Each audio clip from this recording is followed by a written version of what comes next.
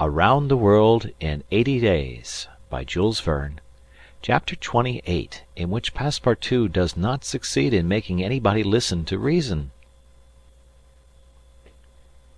The train, on leaving Great Salt Lake at Ogden, passed northward for an hour as far as Weber River, having completed nearly 900 miles from San Francisco. From this point it took an easterly direction towards the jagged Wasatch Mountains.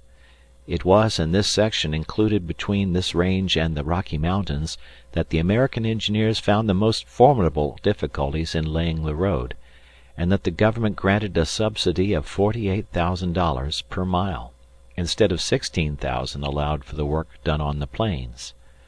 But the engineers, instead of violating nature, avoided its difficulties by winding around instead of penetrating the rocks. One tunnel only, 14,000 feet in length, was pierced in order to arrive at the Great Basin.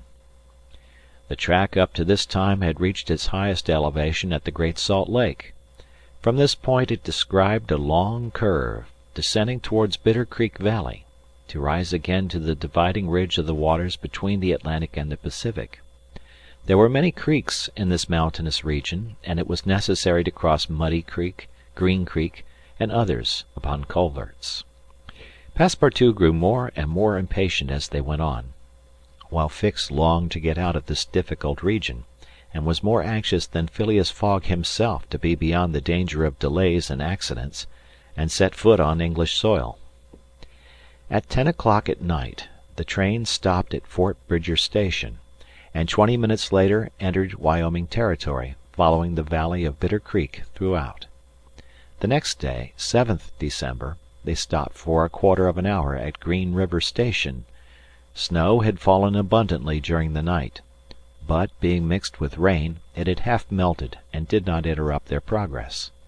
The bad weather, however, annoyed Passepartout, for the accumulation of snow, by blocking the wheels of the cars, would certainly have been fatal to Mr. Fogg's tour. "What an idea!" he said to himself. "Why did my master take this journey in winter? Couldn't he have waited for the good season to increase his chances?" While the worthy Frenchman was absorbed in the state of the sky and the depression of the temperature, Aouda was experiencing fears from a totally different cause. Several passengers had got off at Green River, and were walking up and down the platforms, and among these Aouda recognized Colonel Stamp Proctor, the same who had grossly insulted Phileas Fogg at the San Francisco meeting. Not wishing to be recognized, the young woman drew back from the window, feeling much alarm at her discovery. She was attached to the man who, however coldly, gave her daily evidences of the most absolute devotion. She did not comprehend, perhaps, the depth of the sentiment with which her protector inspired her, which she called gratitude, but which, though she was unconscious of it, was really more than that. Her heart sank within her when she recognized the man whom Mr. Fogg desired, sooner or later, to call to account for his conduct. Chance alone, it was clear, had brought Colonel Proctor on this train, but there he was, and it was necessary, at all hazards, that Phileas Fogg should not perceive his adversary. Aouda seized a moment when Mr. Fogg was asleep to tell Fix and Passepartout whom she had seen. "That Proctor on this train!" cried Fix. "Well, reassure yourself, madam. Before he settles with Mr. Fogg he has got to deal with me. It seems to me that I was the more insulted of the two." "And besides," added Passepartout, "I'll take charge of him, colonel as he is." "Mr. Fix," resumed Aouda, "Mr. Fogg will allow no one to avenge him. He said that he would come back to America to find this man. Should he perceive Colonel Proctor, we could not prevent a collision which might have terrible results. He must not see him." "You're right, madam," replied Fix. "A meeting between them might ruin all. Whether he was victorious or beaten, Mr. Fogg would be delayed, and, added Passepartout, that would play the game of the gentlemen of the Reform Club. In 4 days we shall be in New York. Well, if my master does not leave this car during those 4 days, we may hope that chance will not bring him face to face with this confounded American. We must, if possible, prevent his stirring out of it." The conversation dropped. Mr. Fogg had just woke up and was looking out of the window. Soon after, Passepartout, without being heard by his master or Aouda, whispered to the detective, "Would you really fight for him?" "I would do anything," replied Fix, in a tone which betrayed determined will, "to get him back living to Europe." Passepartout felt something like a shudder shoot through his frame, but his confidence in his master remained unbroken. Was there any means of detaining Mr. Fogg in the car, to avoid a meeting between him and the colonel? It ought not to be a difficult task, since that gentleman was naturally sedentary and little curious. The detective, at least, seemed to have found a way, for after a few moments he said to Mr. Fogg, "These are long and slow hours, sir, that we are passing on the railway." "Yes," replied Mr. Fogg, "but they pass."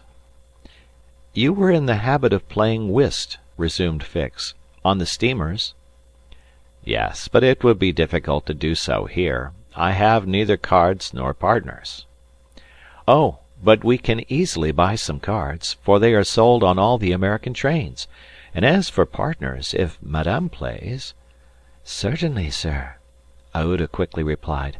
"I understand whist. It is part of an English education."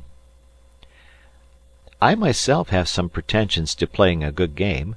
Well, here are 3 of us and a dummy—" "As you please, sir," replied Phileas Fogg, heartily glad to resume his favourite pastime even on the railway. Passepartout was dispatched in search of the steward, and soon returned with 2 packs of cards, some pins, counters, and a shelf covered with cloth. The game commenced. Aouda understood whist sufficiently well, and even received some compliments on her playing from Mr. Fogg. As for the detective, he was simply an adept, and worthy of being matched against his present opponent. "Now," thought Passepartout, "we've got him. He won't budge." At 11 in the morning the train had reached the dividing ridge of the waters at Bridger Pass, 7,524 feet above the level of the sea, one of the highest points attained by the track in crossing the Rocky Mountains. After going about 200 miles, the travelers at last found themselves on one of those vast plains which extend to the Atlantic, and which nature has made so propitious for laying the iron road. On the declivity of the Atlantic basin the first streams, branches of the North Platte River, already appeared. The whole northern and eastern horizon was bounded by the immense semicircular curtain which is formed by the southern portion of the Rocky Mountains, the highest being Laramie Peak. Between this and the railway extended vast plains, plentifully irrigated. On the right rose the lower spurs of the mountainous mass which extends southward to the sources of the Arkansas River, one of the great tributaries of the Missouri. At 12:30 the travelers caught sight for an instant of Fort Halleck, which commands that section, and in a few more hours the Rocky Mountains were crossed. There was reason to hope, then, that no accident would mark the journey through this difficult country. The snow had ceased falling, and the air became crisp and cold. Large birds, frightened by the locomotive, rose and flew off in the distance. No wild beast appeared on the plain. It was a desert in its vast nakedness. After a comfortable breakfast served in the car, Mr. Fogg and his partners had just resumed whist, when a violent whistling was heard and the train stopped. Passepartout put his head out of the door, but saw nothing to cause the delay. No station was in view. Aouda and Fix feared that Mr. Fogg might take it into his head to get out, but that gentleman contented himself with saying to his servant, "See what is the matter." Passepartout rushed out of the car. 30 or 40 passengers had already descended, amongst them Colonel Stamp Proctor. The train had stopped before a red signal which blocked the way. The engineer and conductor were talking excitedly with the signalman, whom the station master at Medicine Bow, the next stopping place, had sent on before. The passengers drew round and took part in the discussion, in which Colonel Proctor, with his insolent manner, was conspicuous. Passepartout, joining the group, heard the signalman say, "No, you can't pass. The bridge at Medicine Bow is shaky, and would not bear the weight of the train." This was a suspension bridge thrown over some rapids, about a mile from the place where they now were. According to the signalman, it was in a ruinous condition, several of the iron wires being broken, and it was impossible to risk the passage. He did not in any way exaggerate the condition of the bridge. It may be taken for granted that, rash as the Americans usually are, when they are prudent, there is good reason for it. Passepartout, not daring to apprise his master of what he heard, listened with set teeth, immovable as a statue. "Huh!" cried Colonel Proctor. "But we are not going to stay here, I imagine, and take root in the snow?" "Colonel," replied the conductor, "we have telegraphed to Omaha for a train, but it is not likely that it will reach Medicine Bow in less than 6 hours." "6 hours!" cried Passepartout. "Certainly," returned the conductor. "Besides, it will take us as long as that to reach Medicine Bow on foot." "But it is only a mile from here," said one of the passengers. "Yes, but it's on the other side of the river." "And can't we cross that in a boat?" asked the colonel. "That's impossible. The creek is swelled by the rains. It is a rapid, and we shall have to make a circuit of 10 miles to the north to find a ford." The colonel launched a volley of oaths, denouncing the railway company and the conductor, and Passepartout, who was furious, was not disinclined to make common cause with him. Here was an obstacle indeed which all his master's banknotes could not remove. There was a general disappointment among the passengers, who, without reckoning the delay, saw themselves compelled to trudge 15 miles over a plain covered with snow. They grumbled and protested, and would certainly have thus attracted Phileas Fogg's attention if he had not been completely absorbed in his game. Passepartout found that he could not avoid telling his master what had occurred, and with hanging head he was turning towards the car, when the engineer, a true Yankee, named Forster, called out, "Gentlemen, perhaps there is a way after all to get over." "On the bridge?" asked a passenger. "On the bridge." "With our train?" "With our train." Passepartout stopped short, and eagerly listened to the engineer. "But the bridge is unsafe," urged the conductor. "No matter," replied Forster.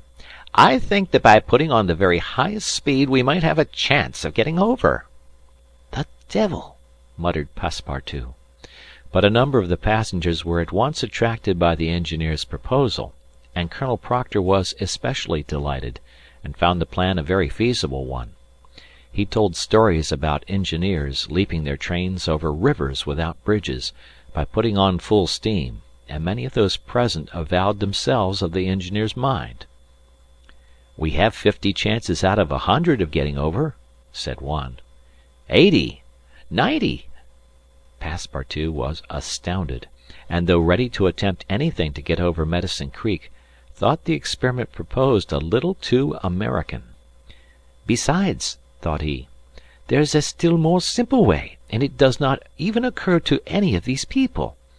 Sir," said he aloud to one of the passengers, "the engineer's plan seems to me a little dangerous, but—" "80 chances," replied the passenger, turning his back on him. "I know it," said Passepartout, turning to another passenger, "but a simple idea—" "Ideas are of no use," returned the American, shrugging his shoulders, "as the engineer assures us that we can pass." "Doubtless," urged Passepartout, "we can pass, but perhaps it would be more prudent—" "What, prudent?" cried Colonel Proctor, whom this word seemed to excite prodigiously. "At full speed, don't you see? At full speed!" "I know, I see," repeated Passepartout. "But it would be, if not more prudent, since that word displeases you, at least more natural." "Who? What? What's the matter with this fellow?" cried several. The poor fellow did not know to whom to address himself. "Are you afraid?" asked Colonel Proctor. "I afraid? Very well. I will show these people that a Frenchman can be as American as they." "All aboard!" cried the conductor. "Yes, all aboard," repeated Passepartout, and immediately. "But they can't prevent me from thinking that it would be more natural for us to cross the bridge on foot, and let the train come after." But no one heard this sage reflection, nor would anyone have acknowledged its justice. The passengers resumed their places in the cars. Passepartout took his seat without telling what had passed. The whist players were quite absorbed in their game. The locomotive whistled vigorously. The engineer, reversing the steam, backed the train for nearly a mile, retiring like a jumper in order to take a longer leap. Then, with another whistle, he began to move forward. The train increased its speed, and soon its rapidity became frightful. A prolonged screech issued from the locomotive, the piston worked up and down 20 strokes to the second. They perceived that the whole train, rushing on at the rate of 100 miles an hour, hardly bore upon the rails at all. And they passed over. It was like a flash. No one saw the bridge. The train leaped, so to speak, from one bank to the other, and the engineer could not stop it until it had gone 5 miles beyond the station.